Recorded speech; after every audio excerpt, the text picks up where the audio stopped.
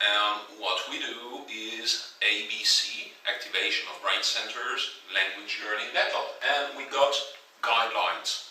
So what are guidelines? The first thing is involving three senses. Well, actually we involve even more, but mostly view, hearing, and kinesthetic. Well, that's a complicated word.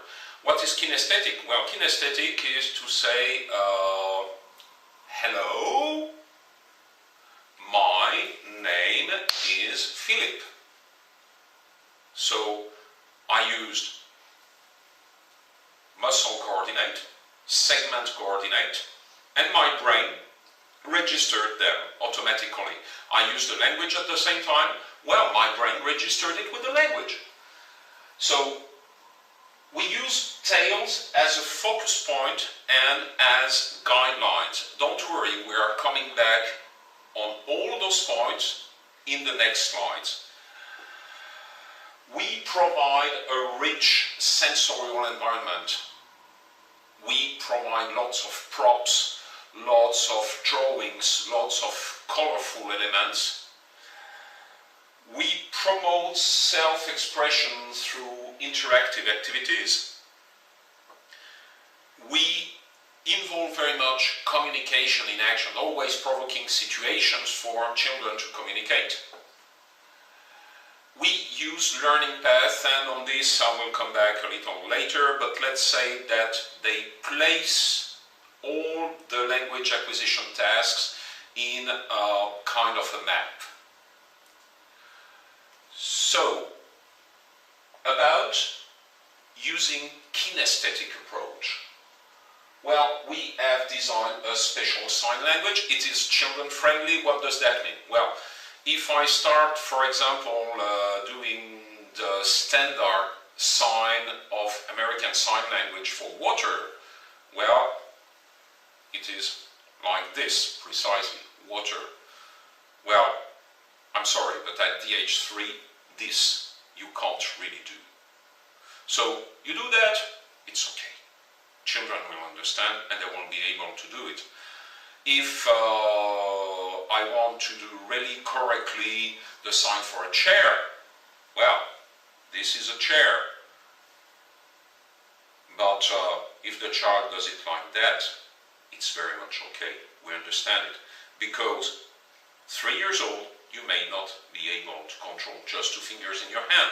So we take into account all these elements, and also there is another element, it's we use clear and easy language. If I tell you about a cat, well, you can see the whiskers of the cat.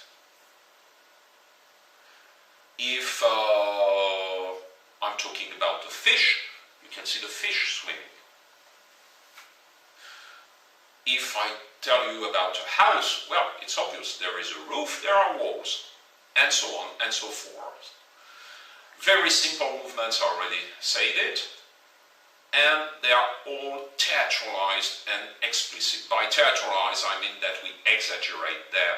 If I say I'm sad, I'm not just saying, okay, I say I'm sad, I'm sad.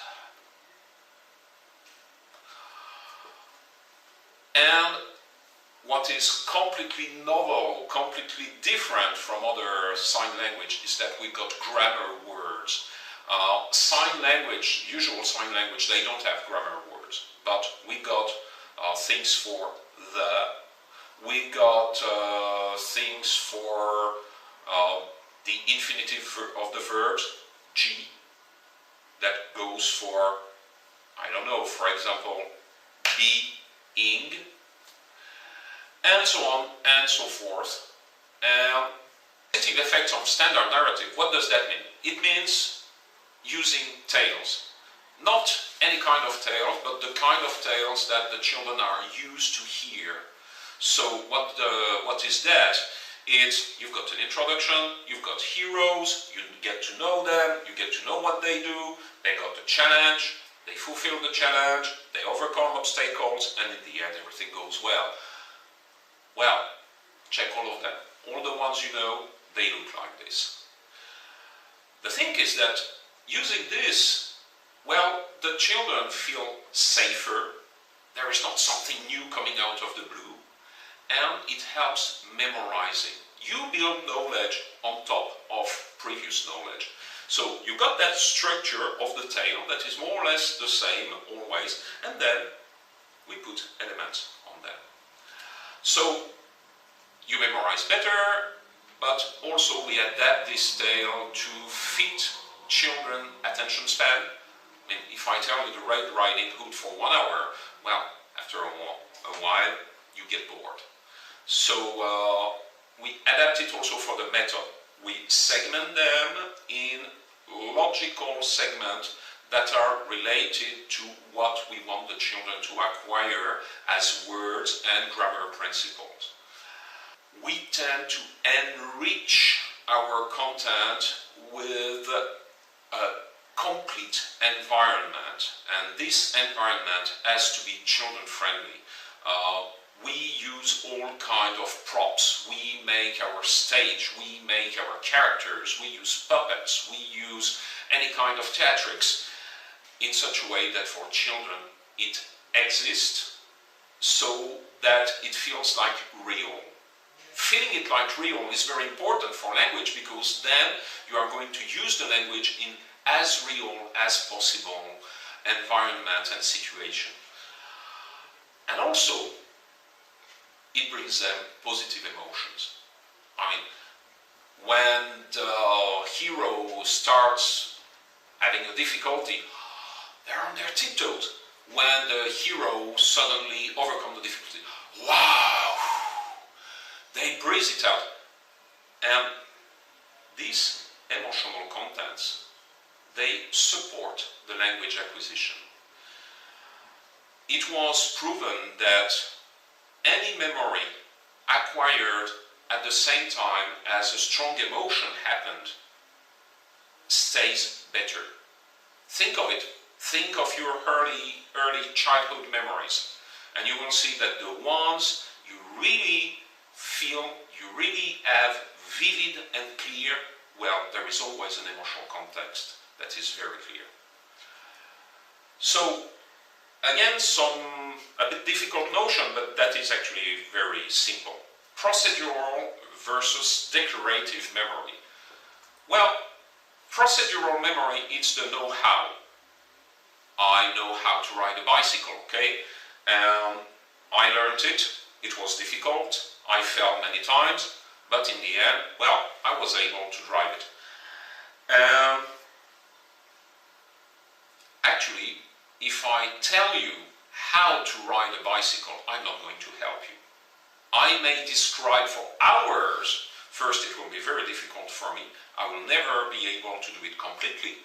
And in the end, if you haven't seen a bicycle and if you didn't climb on the bicycle, you will not know how to ride the bicycle.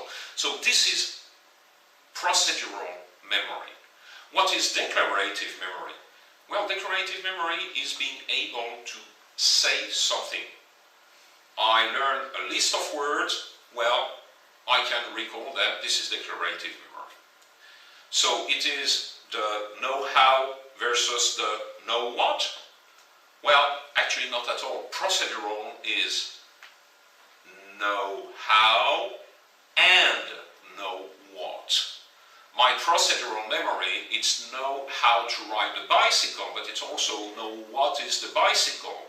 It's know what is the handlebar, know what are the pedals, and so on and so forth. So procedural is actually a much richer memory than declarative. And in the end, through the procedural you can get the declarative. Through the declarative it's extremely difficult to get the procedural. So it is a more stable memory of the language usage, about how you use your language, how you speak it. The content and the structure, well, they come. They come within the action, within the context. So then we come to another bit complicated at first notion, which is implicit versus explicit learning.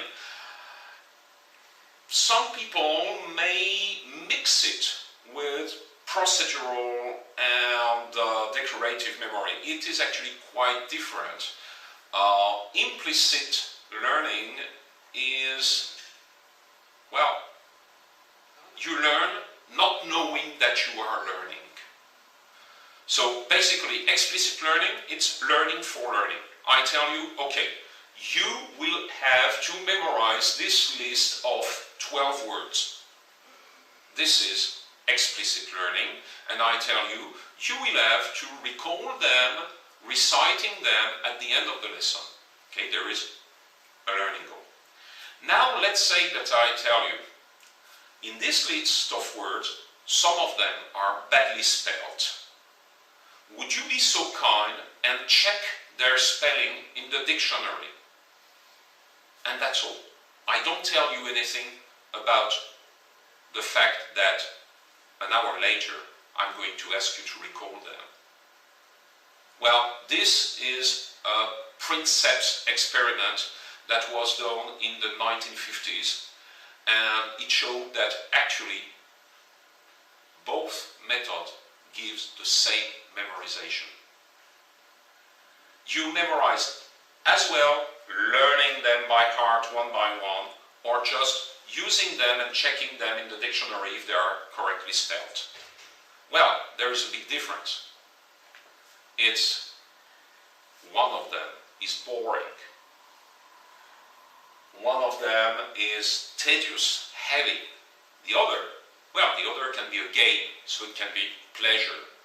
So it gives a more natural and a more attractive approach to learning. You get the content. It's proven. The content comes. But you don't even see it. You don't even think about it. So think about that one, because it's good as well for children as for adults.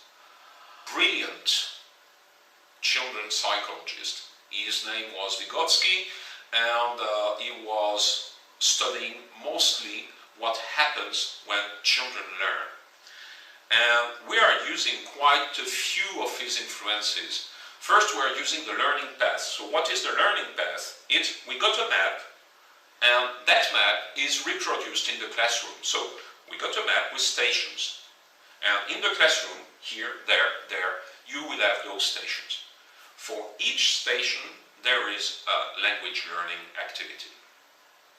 And the stations are always about in the same order, and their activity level is always about the same. So this way, we modulate the rhythm of the lesson, we modulate it geographically, we modulate it in rhythm, we modulate it in difficulty. But the structure is always the same. And remember what I told you about the tails, well, it works there as well. If children have a stable structure, they feel safe. And they come to the classroom and go, oh yeah, here we will have something, and then there will be something else, and then there will be a game, and then we are going to have a tail, and then... So they are ready for it. Basically, they are preparing their brain to acquire the kind of knowledge that we are going to propose them at this specific moment. So it's all structured, but at the same time it doesn't look very built. But believe me, deep under, we spend a lot of time on it, and it is. Another notion of Vygotsky is the zone of proximal development. What does that mean? It is the gap that will be filled between the state a child is at the beginning of a learning session and what he can acquire with the help of an expert. What is an expert? It can be an adult. It can be a child who already has the knowledge. So through this principle, we promote cooperation and we promote collaboration. And we always take into account that there is a foundation of knowledge and there is a goal. What we have to fill is this gap. So, this helps also to individualize the process. Well, we are getting to the end, but what can I tell you is that all of this method It is not just chunks and bricks here and there. It is not like a Lego box you drop on the ground and you've got pieces all over the place. No, we built it.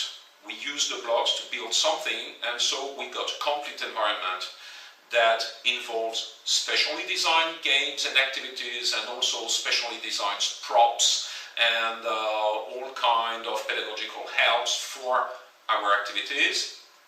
It involved a weekly newsletter that goes to the parents, not only for them to know what we do, but also for them at home to be able to help their children. And this is also what was meant by the Vygotsky zone of proximal development. We give to the parents the tools to keep on home what we started doing at school.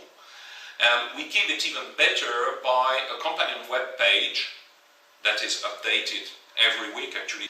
And we put into it specific games, specific activities that are following on what we did in the classroom. So, ABC, activation of brain centers, language learning method, the success is proven, that's one thing, but we keep on proving it at all times. So it's proven by, just in Riga for the last few years, hundreds of children learned English that way. And we ground everything on a very strong science base, but it is not theoretical science, it's very practical science. And we test it. We got batteries of indexes, and we crunch numbers, and we do statistics, and we check not only if l'Italianis or l'Italinese has good marks. Good mark is an indicator, but just for you to know, good mark is one of the 12 main indicators we use. So this helps us to constantly evaluate and re-evaluate the method. Every week we have a pedagogical meeting. We train our teachers, we retrain them, and if we see that there is a difficulty with a part of the method, well, first we try and think, what is it based on? And does it need to be changed? And if it is needed, well, we do change it. The best success, the best indicator of success, children love it. Well, and in the end, their parents do. Thank you, and we are for smart children in Latvia. So what we want is to make sure that the next generation will have the means to do whatever they want. Bye-bye.